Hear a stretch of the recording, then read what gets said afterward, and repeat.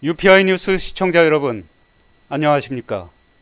유순열의 경제톱 시작하겠습니다. 오늘은 도전받는 달러 패권에 대해서 말씀드리겠습니다. 며칠 전 미국에서 잭슨홀 미팅이 열렸습니다. 해마다 8월 미국 와이어밍주의 휴양지 잭슨홀에서 열리는 경제회의입니다. 전 세계 통화정책의 흐름을 파악할 수 있는 매우 중요한 자리입니다. 여기에서 달러 패권에 대한 의심과 도전이 제기됐습니다. 마크 칸이 영국 중앙은행 총재가 화두를 던졌죠. 지나친 달러 지배 질서가 세계 금융 안정을 해치고 있다. 그러니 새로운 기축 통화를 만들어야 한다는 아주 도발적인 화두를 꺼낸 겁니다. 미국으로서는 굉장히 불편한 얘기일 텐데요. 마크 칸이 총재가 왜 이런 얘기를 꺼냈고 잭슨홀 미팅의 분위기는 어땠는지, 또 과연 달러 패권이 기울고 새로운 기축통화가 출현할 수 있을 것인지 그 가능성을 점검해 보도록 하겠습니다. 자, 마크 카니는 왜 도발했나? 도전받는 달러 패권, 이렇게 제목을 잡았습니다. 자, 시원한 그림부터 한번 보시죠. 이곳이 미국 와이어밍주의 잭슨홀입니다. 풍광이 아주 좋습니다. 이곳은 뭐 스키장으로도 유명하고요. 또 낚시로도 꽤 유명한데요. 여기 과거에 볼커 미 연준 의장도 잭슨홀 회의에 오면서 이 낚시를 굉장히 즐겼다고 하죠.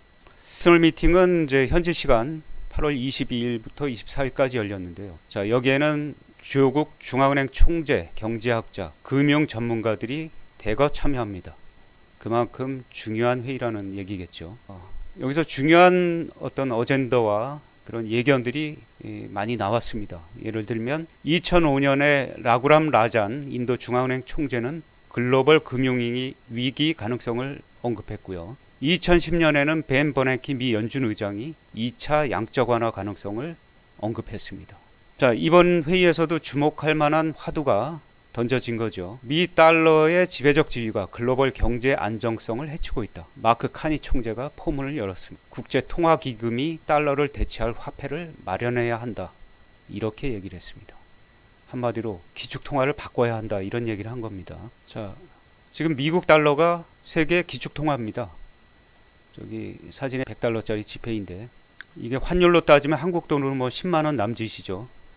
하지만 미국에서 느끼는 100달러의 크기는 훨씬 큽니다. 한국의 10만원보다 구매력이 세다는 걸 미국에서 생활하다 보면 자연스럽게 느끼게 되죠. 그만큼 100달러짜리 지폐 하나로 할 수 있는 게 많습니다. 살 수 있는 게 많다는 뜻이죠. 자, 마크 카니 총재가 도발한 것, 달러의 패권, 달러 리더십이 지금 의심받기 시작했다는 의미이기도 합니다. 카니의 발언은 그래서 달러 패권에 대한 의심 그리고 도전입니다. 도널드 트럼프 미국 대통령에 대한 비판이자 경고이기도 합니다. 왜냐하면 트럼프의 아메리카 퍼스트, 미국 우선주의에 기초를 둔 무역정책이 기축통화인 달러의 지위를 흔들고 있기 때문이지. 미중 무역 전쟁이 장기화하면서 글로벌 경제 불안정성이 커지자 달러 위주의 국제 질서의 문제를 제기하는 목소리가 잭슨홀 미팅에서 쏟아졌다. 이렇게 보도한 것이죠.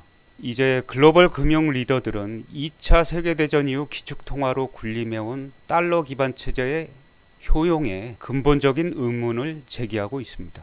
기축통화를 보유한 미국이 국제 금융 안정에 대한 책임과 의무를 다해야 하는데도 그러지 않고 오로지 자국 이기주의만 외치고 있다는 그런 비판인 것입니다. 자, 정리하면 2007년, 8년 글로벌 금융위기 이후 계속된 미국의 초저금리 정책 그리고 양적 완화, 이에 따른 유동성 과잉, 그리고 트럼프 대통령이 촉발한 무역 전쟁이 세계 경제의 불확실성을 키웠다는 불만이 잭슨홀 미팅에서 터져나온 것입니다. 자, 그러면 기축통화란 무엇이고 기축통화의 힘과 그러면 그런 힘을 가진 데 따른 어떤 책임은 없을까 한번 보겠습니다. 자, 기축통화라는 건 전 세계 수많은 통화 중에서 기준이 되는 통화입니다. 특히 국제금융거래 시 거래 당사자가 예측 가능하게 서로 주고받도록 하는 것, 이것이 기축통화의 핵심 역할입니다. 자, 미국은 2008년 금융위기를 달러를 무한정 찍어내는 것으로 극복할 수 있었습니다. 그만큼 기축통화는 막강한 힘이고 권력입니다. 1997년 한국의 국가부도사 태도 최종 대부자 역할을 해야 하는 한국은행의 외환 보유액, 즉 달러가 바닥이 났기 때문이었습니다. 그래서 유동성 위기를 맞고 부도를 맞은 것이죠. 자, 그런 힘과 권력엔 책임이 따릅니다. 기축통화국이 그런 책임을 다하지 못할 때 국제 금융 질서는 혼란에 빠질 수 있습니다. 자, 이런 얘기입니다. 미국이 2008년 금융위기에 대응해 초저금리 또 양적 완화 이런 정책으로 천문학적으로 달러를 계속 풀었습니다. 달러가 미국 안에서만 맴돈 게 아니죠. 다 국경을 넘어서 전 세계로 신흥국으로 흘러 들어갔습니다.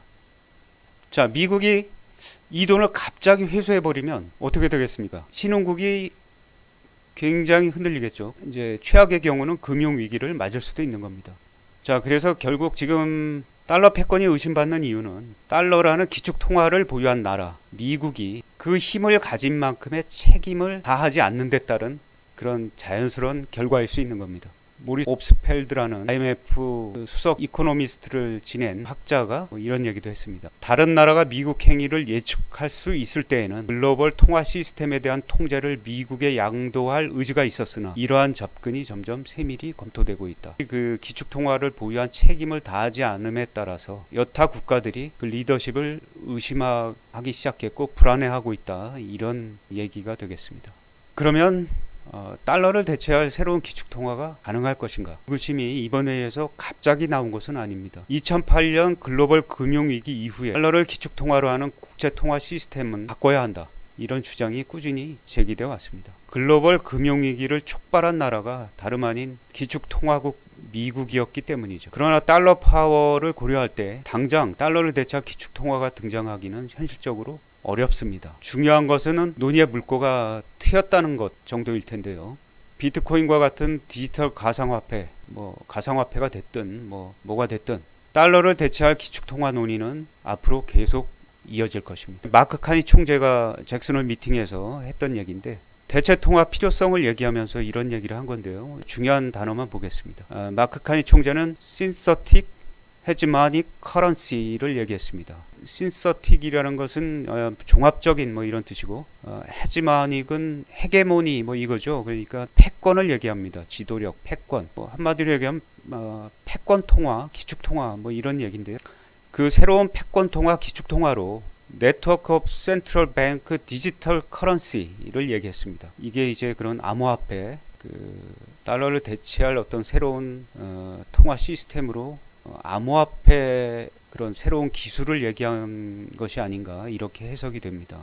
이것은 앞으로 계속 논의가 돼야 될 문제인 것 같고요. 자, 그러면 마크 카니 총재가 왜 이 얘기를 했는지 또 마크 카니 총재의 도발에 대한 반응이 어떤지 좀 보겠습니다. 일단 사진을 볼까요?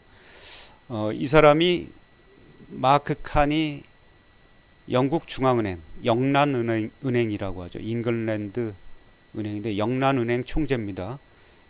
이쪽은 제롬 파월 미 연준 의장이고요. 이번 잭슨홀 미팅에서 서로 얘기를 나누면서 걷고 있는 모습입니다. 마크 카니 총재가 이 얘기를 했을 때 중국이 할 얘기를 영국이 했다. 왜 영국이? 중국이 해야지. 이런 반응들이 좀 있었습니다. 자, 일단 마크 카니 총재가 어떤 사람인지부터 볼까요? 전형적인 금융 엘리트입니다. 미국 하버드대에서 경제학을 전공했고 영국 옥스퍼드대에서 경제학 석박사 학위를 받았습니다.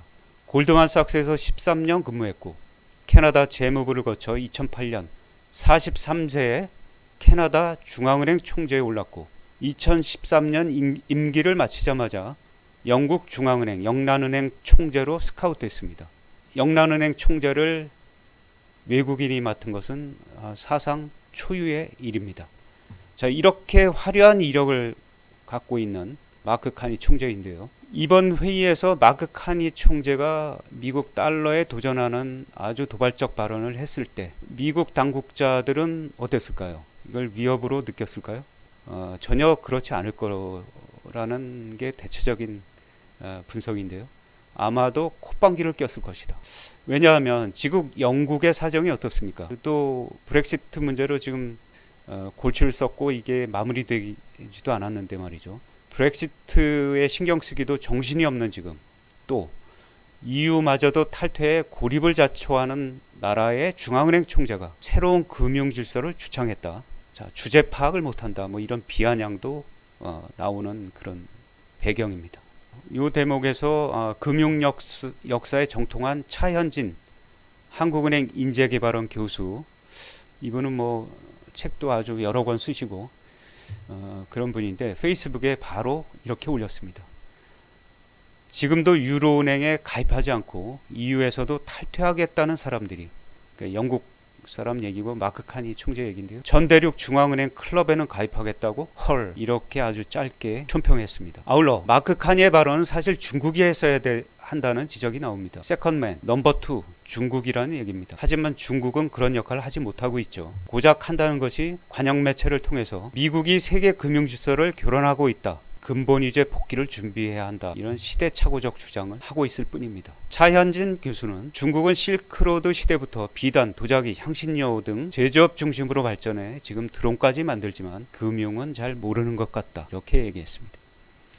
자, 마크 카니 총재가 주제 파악도 못하고 도발했는지는 모르겠습니다. 그렇지만 어쨌든 논의의 물꼬를 튼 것은 카니 총재입니다. 지금 달러 패권, 달러 의존 상황은 끝내야 한다는 역사적 어젠더를 카니 총재가 던진 것입니다. 자, 앞으로 달러 패권에 대한 논의, 새로운 기축통화에 대한 논의 어떻게 전개될지 지켜볼 일입니다. 유순열의 경제톱, 오늘은 여기까지입니다.